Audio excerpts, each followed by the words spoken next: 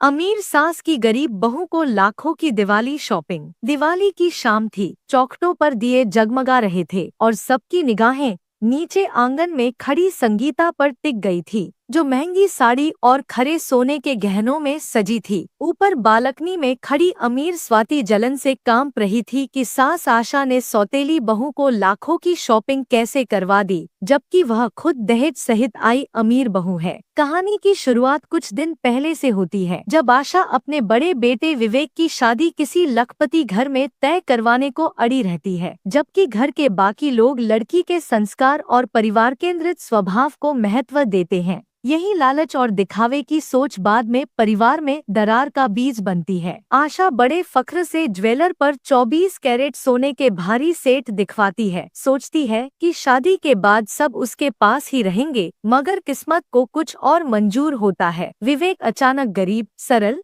और कर्मठ संगीता के साथ 7 फेरे ले आता है, जिससे आशा के आह को गहरी ठेस लगती है। आशा संगीता को 1 माह की कड़ी परीक्षा पर रख देती है। दिवाली तक इस घर की लक्ष्मी साबित हो जाओ, वरना घर छोड़ दो। दूसरी तरफ छोटे बेटे नितेश की शादी अमीर स्वाति से तय हो जाती है, जो दिखावे, खर्च और दहेज पर ही अपनी शान मानती है और बात बात में रौब झाड़ती है। दिवाली नजदीक आते ही स्वाति अपने फ्लोर का पेंट, महंगी लाइटिंग और सजावट खुद तय करवा लेती है, जबकि नीचे संगीता अकेले हाथ घर की सफाई, जाले उतारना, रसोई संभालना करती रहती है। आशा नौकरों को छुट्टी भेजकर संगीता की परीक्षा और कठिन बना देती है, जिससे बहू बुखार में भी काम करती है। एक शाम रसोई में सब्जी और रोटी बनाते हुए आशा का हाथ जल जाता है। स्वाति ऊपर से ऑर्डर करके अपना भोजन निपटाती है, जबकि बुखार में तपती संगीता दौड़कर माँ की तरह हल्दी पानी से आशा का जलता हाथ संभालती है। यही आशा का मन पहली बार अपने किए पर पिघलता और पछतावे से भर उठता है। धनतेरस की सुबह स्वाति ज्वेलरी के लिए जिद करती है, तो आशा उसे काम की जिम्मेदारी याद कराती है और संगीता को अपने साथ शॉपिंग पर ले जाती है। संगीता सस्ती साड़ी उठाती है, मगर आशा उसे 1 लाख की कांजीवरम साड़ी और पीसी ज्वेलर के यहाँ से 10 लाख का हार पहनाकर सचमुच घर की लक्ष्मी की तरह सजा देती है। संगीता की नई ज्वेलरी देख स्वाति का लोभ और जलन चरम पर पहुँच जाता है। वह गहने छुपाकर खुद पहनकर शीशे में निहारती है। आशा पकड़ लेती है और सख्ती से समझाती है कि दूसरे का हक छीनकर चमक नहीं मिलती, संतोष ही सच्ची शान है। यह पहला अवसर है जब सास खुलकर अन्याय के विरुद्ध खड़ी दिखती है। दिवाली की रात संगीता जब साड़ी और गहनों में सजी चौखट पर दीप जलाती है, तो उसका तेज पूरे घर में फैल जाता है।